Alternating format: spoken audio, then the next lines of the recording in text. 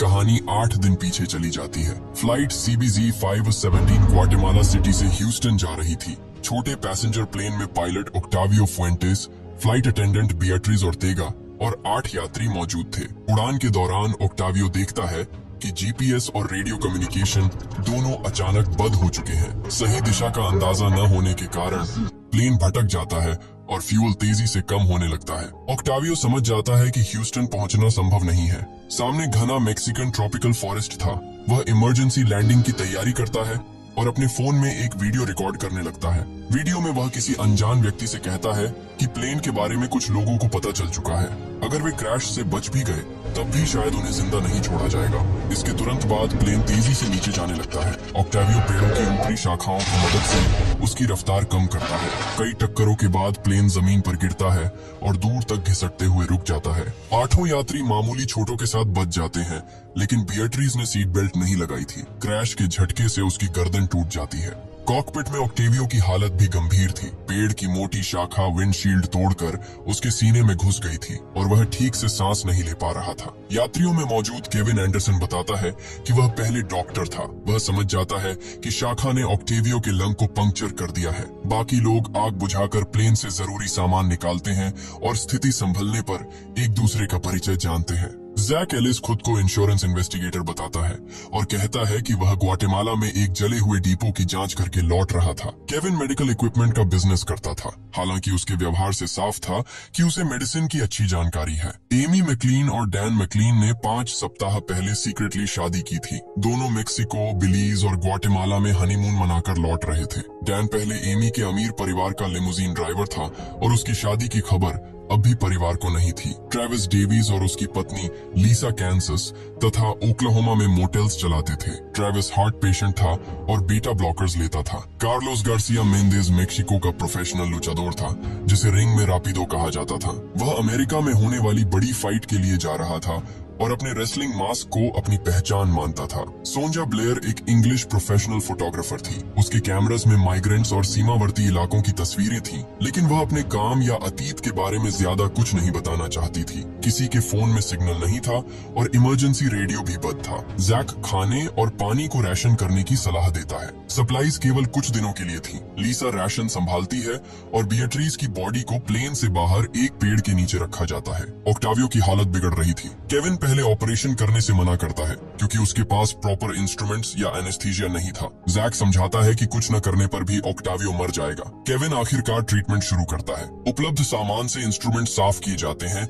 और ट्यूब की मदद से ओक्टेवियो के सीने में फंसी हवा बाहर निकाली जाती है। दर्द के बावजूद ट्रीटमेंट सफल रहता है और ओक्टेवियो दोबारा सांस लेने लगता है। केविन को उम्मीद थी कि सुबह तक पायलट बोल सकेगा। वही बता सकता था कि प्लेन का सिस्टम कैसे बंद हुआ और उसने क्रैश से पहले वह वार्निंग वीडियो क्यों बनाया। रात में सब सो जाते हैं। कुछ देर बाद एक हुडेड इंसान चुपचाप प्लेन में घुसता है। ओक्टेवियो उसे देखकर घबरा जाता है, जैसे वह उसे पहचानता हो। वह व्यक्ति पायलट का मुंह और नाक दबाकर उसकी सांस रोक देता है। कमजोर हालत में ओक्टेवियो ज्यादा संघर्ष नहीं कर पाता और मर जाता है। सुबह केविन को लगता है कि शायद ऑपरेशन की कोई कॉम्प्लिकेशन हुई होगी, लेकिन लीसा पायलट के काले पड़े चेहरे को देखकर समझ जाती है कि उसे सफोकेट किया गया था। वह पहले हॉस्पिस में काम कर चुकी थी और ऐसी मौत पहचानती थी, फिर भी वह बाकी लोगों के सामने चुप रहती है। उधर लॉस ट्रियोस के मॉर्ग में लोपेज 9 बॉडी बैग्स और 10 पासपोर्ट्स को देखता है। एक बॉडी का चेहरा तक गायब था। साफ था कि 10 में से कोई एक व्यक्ति जंगल से जिंदा निकला था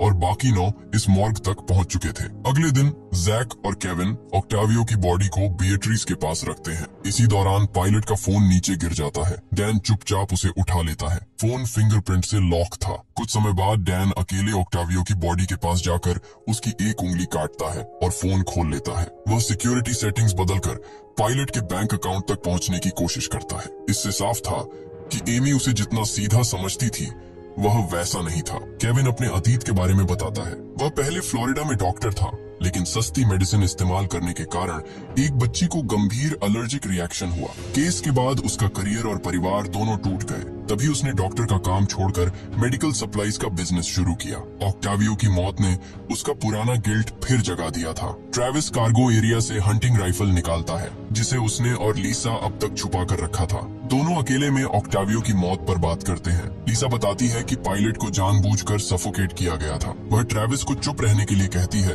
क्योंकि किलर उन्हीं सर्वाइवर्स में से कोई हो सकता था। उन्हें पता नहीं था कि जंगल में छिपा कोई व्यक्ति उनकी बात सुन रहा था। दूसरी तरफ सोंजा एमी से उसकी शादी के बारे में पूछती है। एमी बताती है कि डैन उसके परिवार का ड्राइवर था और दोनों ने वेगस जाकर शादी कर ली। एमी के पिता को इस रिश्ते की जानकारी नहीं थी। सोंजा को लगता है कि शायद डैन शुरुआत में एमी के पैसों की वजह से उसके करीब आया था। इसी बीच जैक, केविन और कार्लोस प्लेन का इमरजेंसी लोकेटर ट्रांसमीटर यानी ELT ढूंढते हैं। डिवाइस डैमेज था और एंटेना काम नहीं कर रहा था। कार्लोस बताता है कि उसके पिता की इलेक्ट्रिकल शॉप थी और वह प्लेन की वायरिंग से नया एंटेना बना सकता है, लेकिन सिग्नल भेजने के लिए ELT को पास की पहाड़ी पर लगाना जरूरी था। कार्लोस रिपेयर शुरू करता है जबकि बाकी लोग पानी ढूंढने निकलते हैं। रास्ते में सोंजा नीले पॉइजनस मशरूम्स देखकर सभी को सावधान करती है। मशरूम्स गीली जगह पर उगते थे, इसलिए उन्हें पास में पानी होने का अंदाजा होता है। थोड़ी दूरी पर एक पॉन्ड मिलता है। पानी गंदा था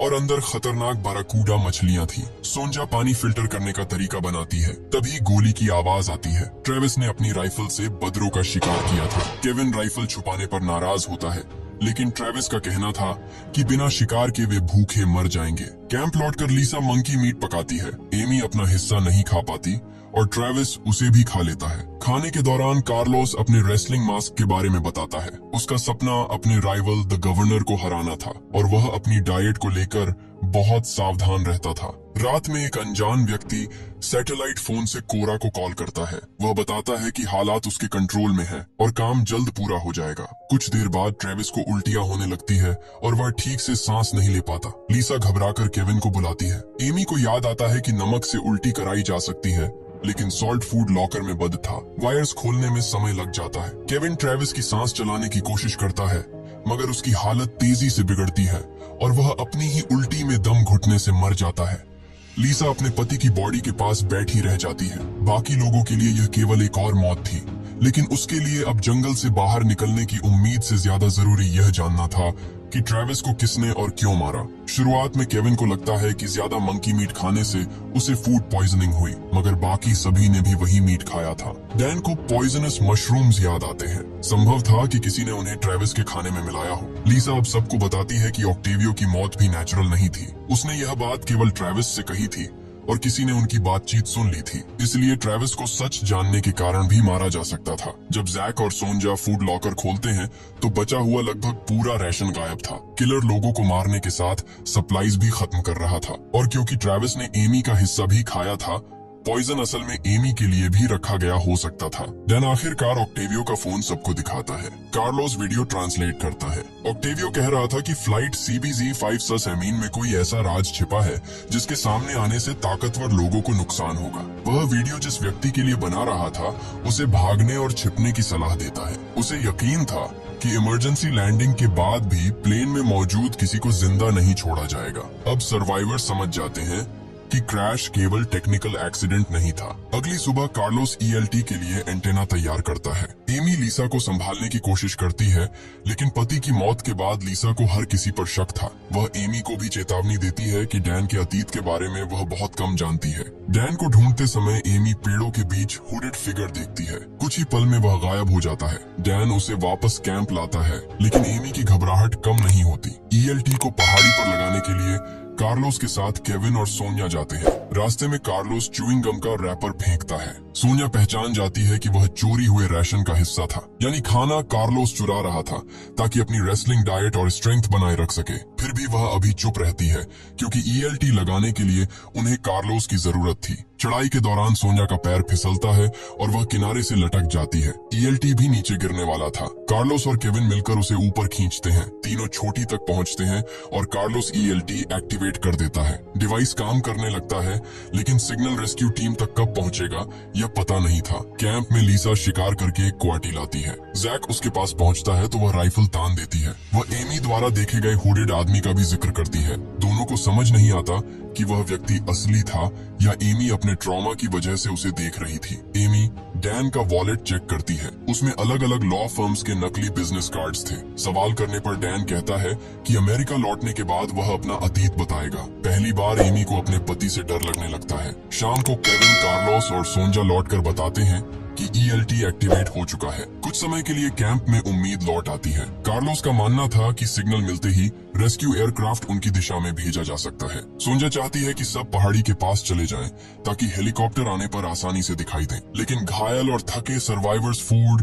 शेल्टर और बॉडीज को छोड़कर इतनी कठिन चढ़ाई करने से मना कर देते हैं। आखिर तय होता है कि वे क्रैश साइट पर रहकर सुबह तक रेस्क्यू का इंतजार करेंगे। रात में कार्लोस अकेले एक्सरसाइज कर रहा था। अंधेरे में उसे अपना लुचाडोर मास्क पहने एक इंसान दिखाई देता है। कुछ समझने से पहले मास्क्ड किलर ट्रेविस के हंटिंग नाइफ से उस पर हमला कर देता है। कार्लोस मुकाबला करता है, लेकिन कई घाव लगने के बाद मर जाता है। सुबह कार्लोस गायब था और रेस्क्यू भी नहीं आया था। जैक सभी को जोड़ों में बंटकर उसे ढूंढने के लिए कहता है। केविन और सोनिया पहाड़ी की तरफ जाते हैं। रास्ते में वल्चर्स देखकर वे दिशा बदलते हैं और उन्हें कार्लोस की बॉडी मिलती है। केविन वुंड से पहचान लेता है कि हत्या ट्रेविस के हंटिंग नाइफ से हुई थी। उधर एमी हुडेड फिगर को फिर देखती है। वह कैंप फायर से जलती लकड़ी उठाकर उसका पीछा करती है। सामने डैन आता है, लेकिन पैनिक में एमी उसे किलर समझकर जलती लकड़ी उसके सीने में घुसा देती है। केविन उसका ट्रीटमेंट करता है। इसके बाद डैन बताता है कि एमी ने 7 साल की उम्र में स्कूल शूटिंग देखी थी।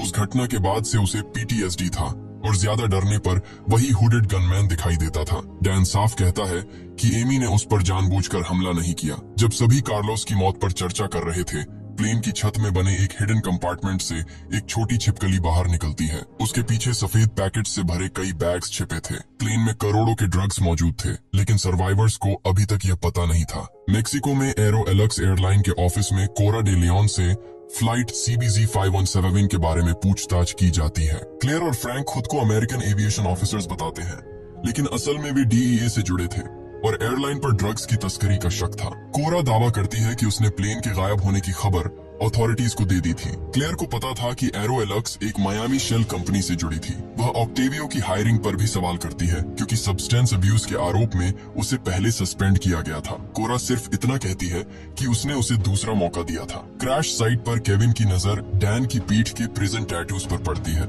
सवाल करने पर दोनों में लड़ाई हो जाती है। जैक और सोनिया उन्हें अलग करते हैं। एमी के जाने के बाद डैन सच बताता है कि वह खुद को लॉयर बताकर इमिग्रेंट से पैसे ठगता था और इसी फ्रॉड में जेल गया था। सोनिया ये सुनकर नाराज हो जाती है, क्योंकि वह इमिग्रेंट्स की जिंदगी और मुश्किलों को डॉक्यूमेंट करती थी। डैन दावा करता है कि जेल से बाहर आने के बाद उसने जिंदगी बदलने की कोशिश की और एमी के लिए उसकी फीलिंग्स छूटी नहीं थी। वह जैक को क्रैश साइट से दूर एक जगह कुछ सामान छिपाते देखती है और ये बात सोनिया को बताती है। दोनों जांच कर पाते उससे पहले तेज बारिश शुरू हो जाती है। सभी प्लेन के अंदर शेल्टर लेते हैं।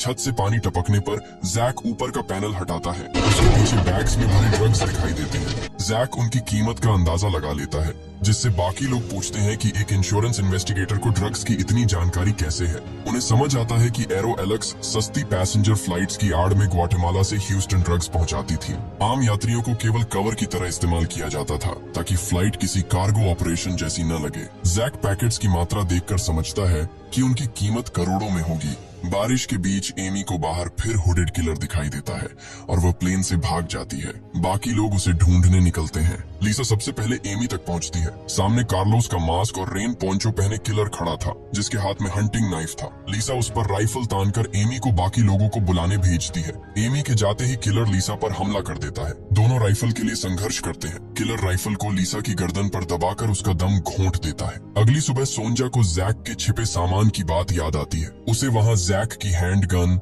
वॉलेट और पासवर्ड लॉक्ड सैटेलाइट फोन मिलता है। वह जैक पर गन तान देती है। सभी को लगता है कि वही कोरा को अपडेट्स भेज रहा था। जैक मानता है कि लीसा की राइफल से बुलेट्स उसने निकाली थी, क्योंकि लीसा गुस्से और शक में किसी पर भी गोली चला सकती थी, मगर सैटेलाइट फोन उसका नहीं था। वह अपना असली परिचय बताता है। जैक इंश्योरेंस इन्वेस्टिगेटर नहीं, बल्कि DEA एजेंट था। ग्वाटेमाला का जला डिपो उसका कवर था। वह एरो एलक्स के ड्रग ऑपरेशन के सबूत इकट्ठा कर रहा था, लेकिन वॉलेट से उसका DEA ID गायब था। डैन उसकी बात नहीं मानता और उसे बेहोश कर देता है। जैक को पेड़ से बांध दिया जाता है। फोन में पासवर्ड था और सभी को लगता है कि जैक कोड छुपा रहा है। सोनिया, डैन और एमी ELT चेक करने जाते हैं, जबकि केविन को जैक से पासवर्ड निकलवाने की जिम्मेदारी मिलती है। सवालों का जवाब न मिलने पर केविन उसे टॉर्चर करता है, लेकिन जैक बार बार कहता है कि फोन उसका नहीं है। पहाड़ी पर सोनिया देखती है कि ELT एंटेना से डिस्कनेक्ट था। वह वायर दोबारा जोड़ देती है और सिग्नल चालू हो जाता है। अमेरिका में DEA हेडक्वार्टर्स को लोकेशन मिलती है। यहाँ पता चलता है कि क्लेयर जैक की पत्नी है और दोनों की लूसी नाम की बेटी है। उनका बॉस डेविड मालिक बताता है कि प्लेन मैक्सिकन टेरिटरी में है, इसलिए अमेरिकन टीम सीधे रेस्क्यू नहीं भेज सकती। क्लेयर फिर भी मैक्सिको जाने का फैसला करती है। रात में जैक पेड़ से बंधा था। अंधेरे से कोई कांच का तेज टुकड़ा लेकर उसकी तरफ बढ़ता है। वह सोंजा थी। सोंजा जैक से सवाल करती है कि उसने शुरू से अपनी पहचान क्यों छुपाई। जैक बताता है कि उसे नहीं पता था कि प्लेन में ड्रग ऑपरेशन से जुड़ा कौन है। अपनी आइडेंटिटी बताना मिशन और जान दोनों को खतरे में डालता। सोंजा को उसकी बात सही लगती है।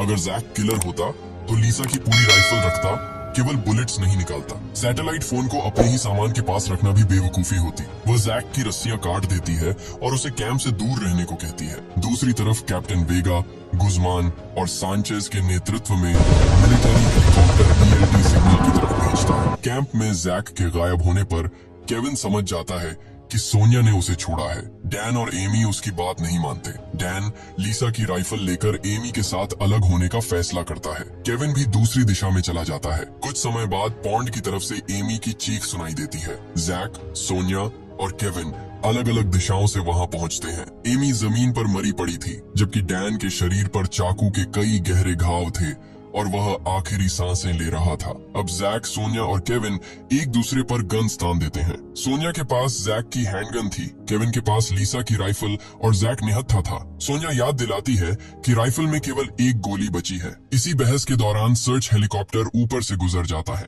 घने बादलों और पेड़ों के कारण सोल्जर्स उन्हें नहीं देख पाते। तीनों समझते हैं कि लड़ते रहे तो रेस्क्यू का मौका खत्म हो जाएगा। केविन राइफल की आखिरी बुलेट निकालकर गन पॉइंट में फेंक देता है। जैक और सोनिया ELT वाली पहाड़ी पर स्मोक सिग्नल बनाने का फैसला करते हैं। केविन क्रैश साइट पर रुक जाता है। रास्ते में सोनिया जैक से माफी मांगती है। जैक बताता है कि उसे सबसे ज्यादा शक केविन पर है। डॉक्टर होने के कारण हर बॉडी और इंजरी तक उसकी पहुंच थी और वह कई बार अकेला भी रहा था। बातचीत में जैक बताता है कि वह शादीशुदा है। सोनिया थोड़ी निराश होती है क्योंकि मुश्किल हालात में दोनों करीब आने लगे थे। तभी नीचे से गन शॉट जैसी आवाज आती है। दोनों वापस पॉन्ड की ओर दौड़ते हैं। वहाँ केविन के कपड़ों में एक बॉडी पड़ी थी जिसका चेहरा पानी में था। बरकूडा मछलियां चेहरा बुरी तरह खा चुकी थी। जैक और सोनिया मान लेते हैं कि केविन मर गया। अब उन्हें लगता है कि किलर कोई 11वां व्यक्ति है जो जंगल में छिपा हुआ था। रात में दोनों प्लेन के अंदर सो जाते हैं। उनके सोने के बाद असली किलर सैटेलाइट फोन से कोरा को बताता है कि प्लान का आखिरी हिस्सा शुरू होने वाला है। अगली सुबह जैक और सोनिया पहाड़ी पर पहुंचते हैं। हेलीकॉप्टर की आवाज सुनाई दे रही थी, लेकिन स्मोक के बिना वे दिखाई नहीं दे सकते थे। सोनिया सूखी लकड़ियां लेने जाती है। तभी मास्क्ड किलर उस पर हमला करके जैक की गन छीन लेता है। किलर जैक को गन पॉइंट पर क्लिफ के किनारे ले जाता है। जैक कहता है कि अगर मर्डर्स शुरू नहीं होते तो किसी को ड्रग्स का पता भी नहीं चलता। सभी रेस्क्यू होकर चले जाते और ट्रैफिकर्स बाद में प्लेन से पैकेट्स निकाल लेते। लोगों को मारने की वजह से ही सर्वाइवर्स ने प्लेन की जांच की और ऑपरेशन सामने आया। किलर कोई जवाब नहीं देता। वह जैक पर 2 गोलियां चलाता है और जैक क्लिफ से नीचे गिर जाता है। इसके बाद किलर सोनिया के पास लौटता है और मास्क उतारता है। उसे देखकर सोनिया हैरान रह जाती है क्योंकि सामने वही व्यक्ति था जिसे वह मर चुका समझ रही थी। कुछ ही देर बाद सोनिया की भी हत्या कर दी जाती है। यहाँ खुलासा होता है कि असली किलर केविन था। डैन और एमी को मारने के बाद केविन ने डैन की बॉडी को अपने कपड़े पहनाए और उसका चेहरा बरकूडा वाले पॉन्ड में डाल दिया ताकि पहचान मिट जाए। फिर लीसा की राइफल से निकाली गई बुलेट कैंप फायर में डाल दी। गर्म होकर बुलेट फटी और दूर मौजूद जैक तथा सोनिया ने उसे गन शॉट समझ लिया। जब वे पॉन्ड पर पहुंचे उन्हें केविन के कपड़ों में फेसलेस बॉडी मिली। असल केविन जंगल में छिपकर उनकी हरकतें देख रहा था। रात में उसने कोरा से बात की और अगली सुबह सोनिया की हत्या करके जैक को क्लिफ से गिरा दिया। उसे यकीन था कि प्लेन में मौजूद बाकी सभी लोग मर चुके हैं। केविन क्रैश साइट पर लौटकर Beatriz, Octavio, Travis, Carlos, Lisa, Amy, Dan और सोनिया की बॉडीज इकट्ठा करता है। वह प्लेन से ड्रग्स के पैकेट्स निकालता है और छोटे इंसिजन्स बनाकर उन्हें बॉडीज के अंदर भर देता है। फिर वुंड्स को इस तरह बंद करता है कि बाहर से आसानी से दिखाई न दें। इसके बाद केविन ट्रेविस के चुराए हुए बीटा ब्लॉकर्स खाता है कि सामान्य जांच में उसे मृत समझा जा सके। वह 9वीं बॉडी बनकर बाकी शवों के साथ लेट जाता है। कुछ समय बाद गुजमान और सांचेज की टीम क्रैश साइट पहुंचती है। उन्हें 8 असली बॉडीज और केविन मिलता है। जल्दी में पल्स चेक करने पर केविन की धीमी हार्ट बीट महसूस नहीं होती। उसे भी बॉडी बैग में डालकर लॉस ट्रियोस भेज दिया जाता है। यही वजह थी कि मॉर्ग में 9 बॉडी बैग्स और 10 पासपोर्ट्स थे। मिलिट्री को लगा कि मिसिंग व्यक्ति किलर है, जबकि असली किलर उन्हीं बैग्स के अंदर था। गायब व्यक्ति जैक था, जो क्लिफ से गिरने के बाद भी जिंदा था। बॉडीज की पहचान के लिए मॉन्टेरे की पैथोलॉजिस्ट डॉक्टर सोफिया गिजार्रो को बुलाया जाता है। इमिलियो यह खबर कोरा तक पहुंचाता है। कोरा रास्ते में सोफिया की हत्या करके उसके कपड़े, डॉक्यूमेंट्स और कार ले लेती है और खुद पैथोलॉजिस्ट बनकर लॉस ट्रियोस पहुंचती है। उधर क्लेयर भी जैक की तलाश में कैंप की ओर जा रही थी। रास्ते में उसकी कार खराब हो जाती है। सोफिया के रूप में जा रही कोरा उसके पास से गुजरती है, लेकिन क्लेयर उसे पहचान नहीं पाती। मॉर्ग में कोरा को लोपेज के साथ भेजा जाता है। बॉडी बैग्स के बीच पहुंचते ही केविन उठकर लोपेज पर हमला कर देता है। कोरा और केविन बॉडीज के अंदर छिपाए ड्रग्स निकालते हैं और सबूत मिटाने के लिए मॉर्ग में आग लगा देते हैं। के साथ कैंप पहुंचकर जलता मोर्ग देखती है, लेकिन भगदड़ में उन्हें पहचान नहीं पाती। आग बुझने के बाद ऑफिसर समझते हैं कि 9 बॉडीज में से एक व्यक्ति जिंदा था। सांचेज दोबारा जंगल सर्च करने की परमिशन मांगता है। इस बार टीम क्लिफ के आसपास तलाश करती है। जैक नीचे झाड़ियों में गंभीर रूप से घायल पड़ा था। 2 गोलियां लगने और इतनी ऊंचाई से गिरने के बावजूद वह जिंदा था। हेलीकॉप्टर की आवाज सुनकर वह सनग्लासेस से सूरज की रोशनी रिफ्लेक्ट करता है। सोल्जर्स चमक देखकर उसे बचा लेते हैं। हॉस्पिटल में जैक क्लेयर को बताता है कि केविन किलर था और कोरा ड्रग ऑपरेशन संभाल रही थी। इन्वेस्टिगेशन से भी पता चलता है कि एरो एलुक्स केवल फ्रंट कंपनी थी, जिसके पीछे मेक्सिकन कार्टेल और मायामी के क्रिमिनल्स थे। केविन को लगता था कि सभी विटनेसेस मर चुके हैं, इसलिए वह कोरा के घर पहुंचता है। कोरा की बातों से उसे महसूस होता है कि वह ऑक्टावियो के काफी करीब थी और शायद दोनों उससे कुछ छिपा रहे थे। खुद को धोखा दिया हुआ समझकर केविन उसके ड्रिंक में पॉइजनस मशरूम्स मिला देता है। कोरा की हालत बिगड़ती है। केविन एमिलियो को कैश और कुछ ड्रग्स देकर जाने को कहता है और बाकी माल लेकर एरो एलक्स के छोटे प्लेन में बैठ जाता है। उसी समय जैक, क्लेयर, फ्रैंक और मैक्सिकन पुलिस बेस पर पहुंचते हैं। केविन रनवे की तरफ बढ़ता है। जैक उसे रोकने के लिए प्लेन पर कई गोलियां चलाता है, लेकिन केविन टेक ऑफ कर लेता है। कुछ देर बाद जंगल के ऊपर इंजन में प्रॉब्लम होने लगती है। फ्यूल तेजी से कम हो रहा था क्योंकि जैक की एक गोली फ्यूल टैंक में लगी थी। केविन प्लेन संभालने की कोशिश करता है, लेकिन वह लगातार नीचे जा रहा था। उसके नीचे फिर वही घना जंगल फैला था, जहां उसकी योजना के कारण 8 लोगों की जान गई थी। कहानी यही खत्म होती है। जल्द मिलेंगे अगले वीडियो में।